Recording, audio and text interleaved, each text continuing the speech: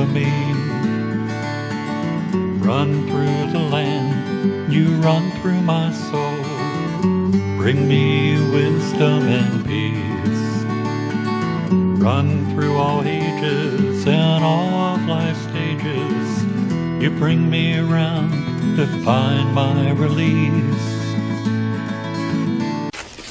Hi, this is Jan Lewis. Welcome to be my guest. Today we have Joannie Duris with us, and this is her third time back with us. And she is the author, you may remember when she was on before, B is for Berkshires. This is a heck of a book. Did you design it yourself? No, the art director at Islandport Press did the design layout. It's the first time they designed the book to have full bleed photography so that there could be variety in the layouts. Yeah, you got the cow's front and the little, what's that, chipmunk in the top? It's a chipmunk, yeah. Now, this came out 3 years ago? 2015. 4 years ago. Okay, yeah. This was the first one. Discover the Berkshires from A to Z. And this is great for the kids, especially because they can learn what B is for this, B is for that. L is for llama, M is for museum. Now, she brought a ton of things we're going to go through. She's going to tell us about an assortment of animals, and there's a thing going on. There's like a hunt. The bear one and the other things. Tell us all about that. Well, since Bees for Berkshires has been out for a few years, I've only been doing bookstore visits, maybe 2 or 3 times a year.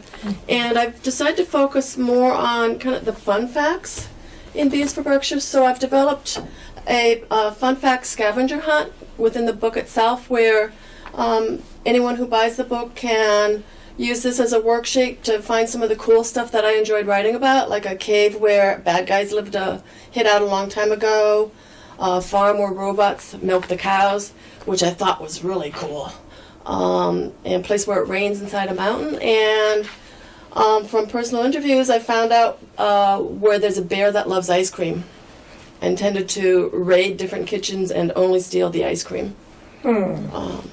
And a famous pumpkin, and where there's upside-down trees in the Berkshires, too. So this is a fun way just to kind of explore the book as a family or just the kids on their own. Plus, you can use the book to explore the Berkshires on your own. If there's something you find in the book that sounds like, cool, I want to go see that. It's close enough for most people in central or eastern Massachusetts that they can just make a long day trip out of it. I love this thing about what is an upside-down tree. And I will share that picture with you. I forgot about that in the book. It just pops out at me. And I had been in North Adams years and years ago for a state bowling tournament and saw those upside-down trees. Little did I know years later that I would be writing about them. How could that happen? It's one of the art features at Mass MoCA. And this is a picture of the trees hanging upside down. Wait a minute. They had to be put up there, right? Yeah, the pots were like hung as part of the art. I don't think you can see this, but now this what's the building? Mass MoCA in North Adams. Okay. It's a modern art museum.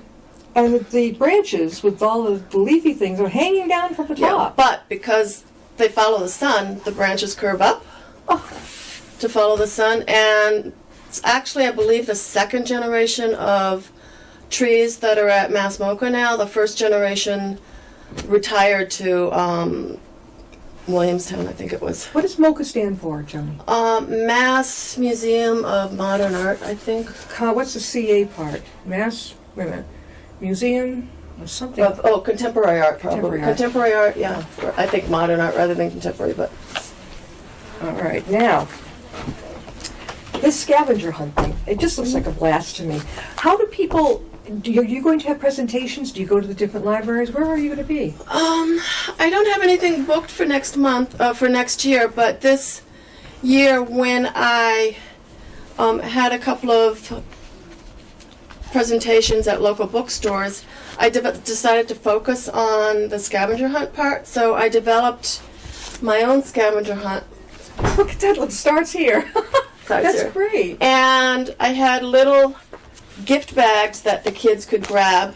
Yeah. And then they went around on the scavenger hunt out in the yard at Enchanted Passage or in the bookstore at Aesop's Fable in Holliston. Okay, is that a children's bookstore? Aesop Fable? It's focused mostly on children's, but Mostly they have the whole Yeah, I range. know over at Enchanted Passage. It's Yeah. something Mhm. still fairly That's new. focused on kids. She's she's getting there. Yeah. That's a cute store. And it's also got some adult things too, and teen. Yeah, and Aesop's Fable, this is their first Christmas Their first one in Yeah. Holliston. in Holliston, yep. Oh, I didn't even know. So no wonder I didn't know that they were there. Yep. How long did it take you to come up with the scavenger hunt type of thing? It's something that, and these are the little gift bags. Okay. So it's just the right size for them to get their little treasures. And I focused on things for them to find, like pencils and pens and little notebooks, so that they could write their own books or jot down notes when they explored the Berkshires about the places that they liked. Yeah.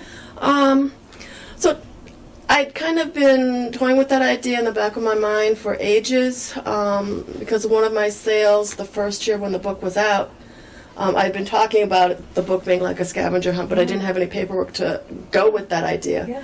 And one kid who was maybe 10 or 11 actually came back to where I was selling my book and bought my book because we had talked about it being a scavenger hunt. How long did it take them to come back? Well, they had checked out all the other books Yeah. that were for sale. I think there's a copy of this right downstairs in the Upton Library Yeah. too. Mhm. Now, before we go any further, how do they get a hold of you, Joan?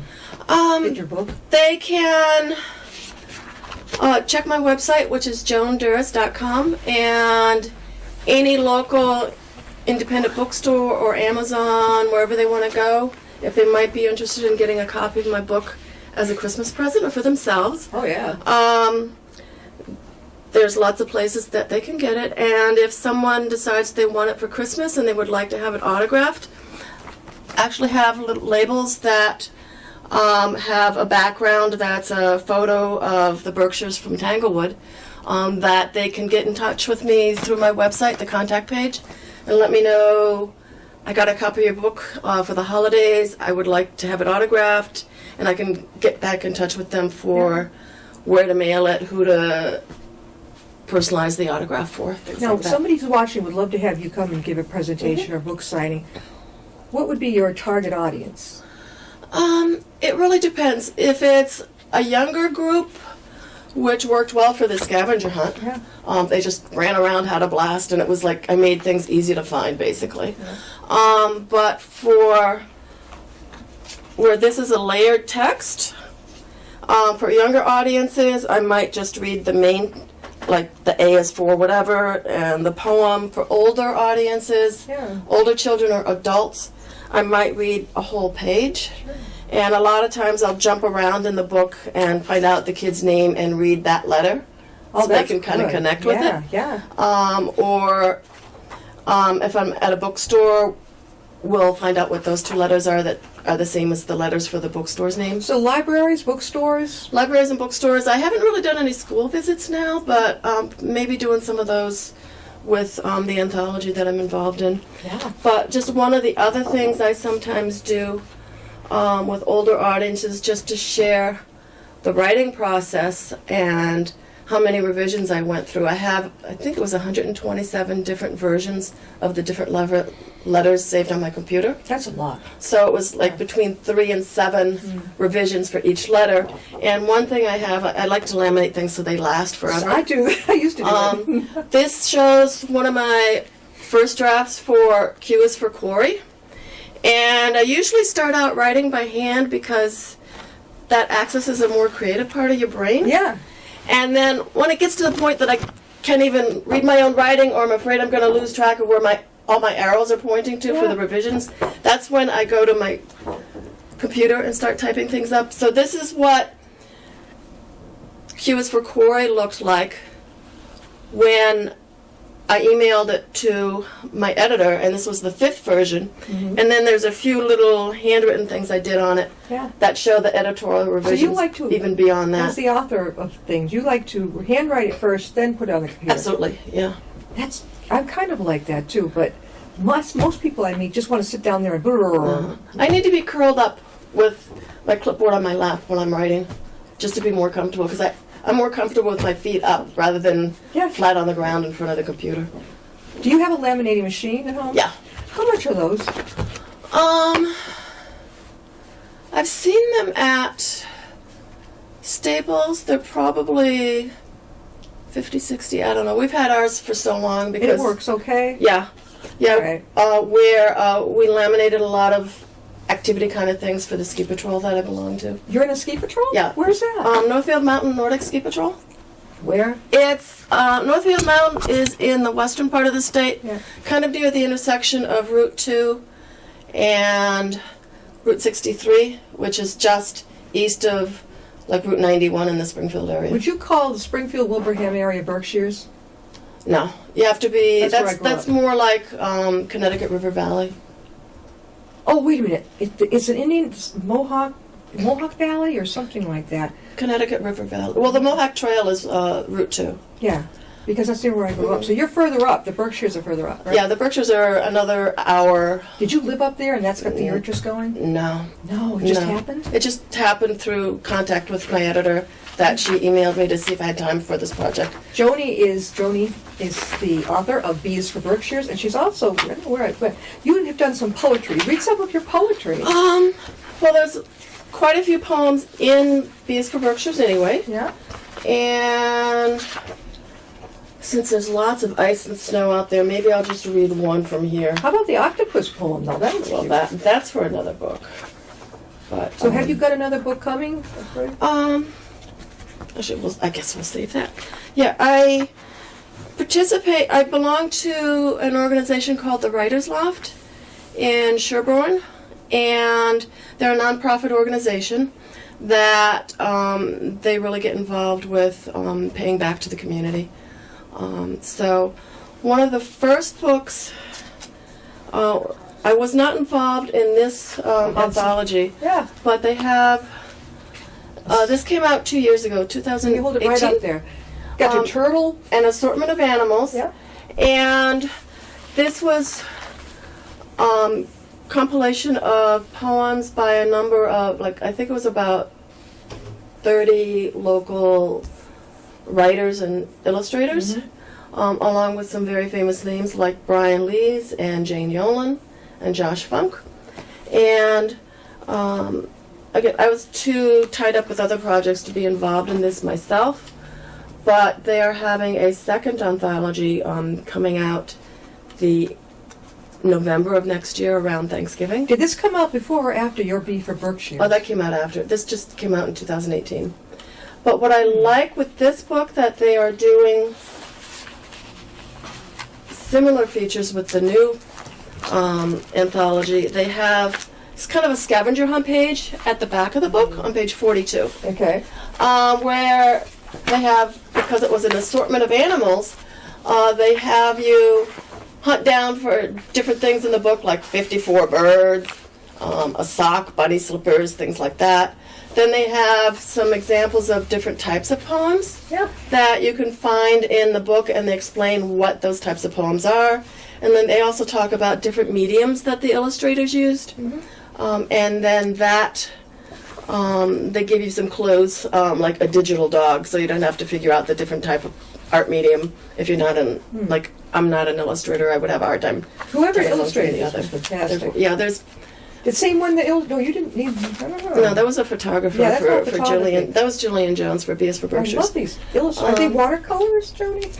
It's a whole range. They talk about Oh, look at the owl. artists used acrylic paint, watercolor, collages, colored pencil, pen and ink, Yeah. and digital drawings and painting. They are. I mean, look at this guy. He's an anteater. I'm drowning in paperwork here. She's an anteater, and that is a poem, friend or food. So the anteater doesn't quite sure, will I make friends or will I eat this ant? Right? Yeah. I love the nose on this guy. This is a beautiful book. She brought me a copy, and I'll read it, and then I will donate it over here to Washington Library. This is, it almost looks like what you contributed to it, though, didn't you? I did not contribute to that one. Again, I was tied up with other projects, but their next anthology, which is coming out next November around Thanksgiving, I do have a poem in it. Yeah. And there are probably around 60 local illustrators and writers in the next anthology. Sure.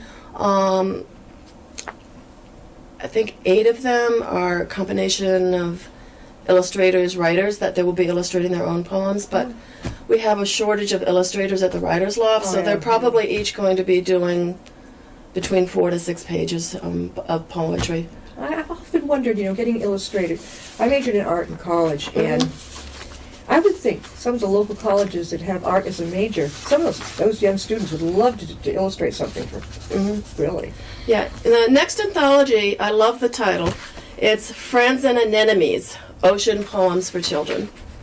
And they had a call for submissions back this summer and through early fall, that they had blind entries, that they had judges who didn't know who wrote what, and they decided which ones they liked the best that would make it into the anthology.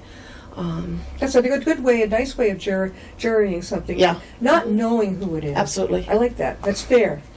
Yeah, and the range of creatures and parts of the ocean that is going to be in this anthology is really exciting. There's the usual variety of different types of whales and sharks, sea turtles, and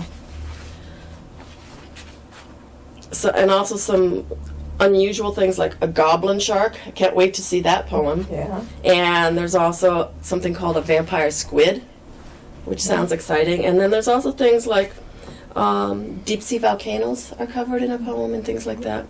So there's a whole variety of things. The main thing is we wanted to make this anthology a year-round book.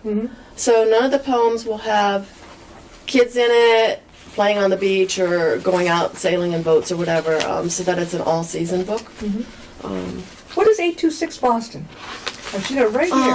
What is that? That is one of, I'm not as familiar with it myself because I live farther out from Boston, but it's an organization that the Writers Loft really contributes quite a bit towards in terms of For children, right? their outreach program, like offering workshops for kids and things 6 like that to 18 to find their voices, tell their stories, and gain communication skills to succeed in school and in life.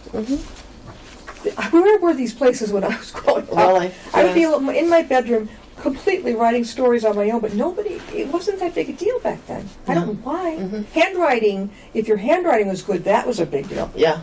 But not go home and write a story. Yeah. It wasn't until I got to college that essays became very popular. Boy, you really had to toe the line. I remember that. Yeah. So where we're at this point in terms of the time frame for the Friends and Anemones, we're still making final decisions on which poems will be included, and some of it depends on which topics illustrators say, oh, I want to do that. Yeah. So some of them, they may not be able to find room where it would fit in the book with the layout. Others, they may not be able to find an illustrator who could figure out how to draw something kind of out of the ordinary. So this Writers Loft is in Sherborne. Now, can anybody come up? Yeah. and join? Anybody can join. They, you can just check their website. They do have quite a few workshops and events that are open to the public. If you're a Writers Loft member, a lot of them are free. If you want to come to one of the workshops, that's free, but you're not a member, they may request a minimal donation like $5 or something like that. Sounds good. How long have you been part of it? I joined maybe 3, possibly 4 years ago. I knew the founders. Yeah. Do you know, gosh, she runs a writers group out in Sutton. Oh, it's right on the tip of my, she's been here so many times, she's terrific. She writes tons of books. Oh, yeah, I met her Lisa Shea. Yeah, I met her at the Enchanted Passage when they had the summer festival. She can put out a book in one night. Yeah. I've never seen It's anything phenomenal. like yeah. Does she sleep? Oh, Yeah. gosh. I don't know. So, anyway, we're talking to Joannie Duris, and she has written the book, B is for Berkshires. It's terrific. You can get it downstairs, borrow it at the Upton Library. And where else can they get it, Joannie? You can also just check your local independent bookstore. Some of the local stores might actually still have copies of it from events that I've been at. Paul, if you could zero in, it shows you even bigger the cover of her book, B is for Berkshires. She takes children all the way through with the letters so they can, like, what, C is for cow and that type of thing? Well, no, C is for caves. Okay, caves. I wanted, like, more interesting topics rather than kind of the generic what you would expect for a letter. Yep. So I really fought for caves Yeah. because I thought that that's cool. And then I had to email my editor and the photographer to let them know where there was a kid-sized cave that she could have access to get a picture of. You know about the Upton Cave? I'm not. Oh, or is that what? Was it Purgatory Chasm? No, Purgatory's in that's Sutton. That's in Sutton. Okay. We do have a historical cave. They're not Okay. sure if it was back in the Druids' age or whoever made it. You'd love it. Oh wow, yeah. At the Historical Society right next to us, Mm-hmm. Tom Bayer is still in there. You can go right in there and ask him, hey, where's that cave? Where's that cave? I'll have to check it Oh, out. yeah. Absolutely. I haven't been there yet. Yeah. I live here. But it sounds cool. Right up your alley. Yeah, and then just being like a gardener, I didn't want X's for xylophone again or X-ray. Everybody has that. So Yeah. on the way home from work one day, it's like, I think xeriscape starts with an X. I had to look it up to make sure it does start with an X, and it does. So that's basically landscaping to conserve water. What's it with called? Xeriscape? Xeriscape. Never heard of it. X-E-R. X-E-R. Scape. Yeah. But, yeah, basically you use native plants or look at ways you can change the landscape around you so you're not using a bunch of, like, water-loving There it grass is. and stuff like I that. never heard of that. Xeriscape. Xeriscape. A lot of people pronounce it zero-scape, Yeah. like zero water, but it's not. It's zero. And it's an actual... It's a word, yeah. It's a way to basically garden conserving water. How can you garden and conserve? Using native plants that survive Mhm. whatever nature gives you in, like, New England. Yeah. Are you a gardener, Joni? Yeah. Oh, Yeah. you have your own garden right at the house? Yeah, mostly landscaping kinds of things. I don't do vegetable gardens because I live in the middle of the woods and the animals get the veggies. Yeah, like bears. We've seen Oh yeah, we've had bears right and across the street. deer. Yeah, I went out to get mail one day just from our garage door and startled a deer right next to my car that was in the driveway. Oh. So I snuck back in, got my phone, and was able to go out, and it had just wandered over the other side of the driveway. I was able to get a couple of pictures. It's like I was a deer whisperer. I was talking to it quietly, and Yeah. it just stood there and actually took a step or two closer to me while I was snapping a bunch of pictures. My husband said that there was a moose years before we got together. There was a moose out in front of his front lawn. Yeah. I'm like, oh my God. That's funny. So, Joni, what's coming up next for you? Anyway. okay. Well, next again is the new anthology, Oceans, the Ocean Poems, Friends and Enemies. And right now they're in the process of doing final revisions on our poems, and then illustrators are working on initial sketches, and then they'll have final sketches by, I believe, February. So, but it might be out by spring, right? The book itself, because it has to go into production, it won't be out until next November.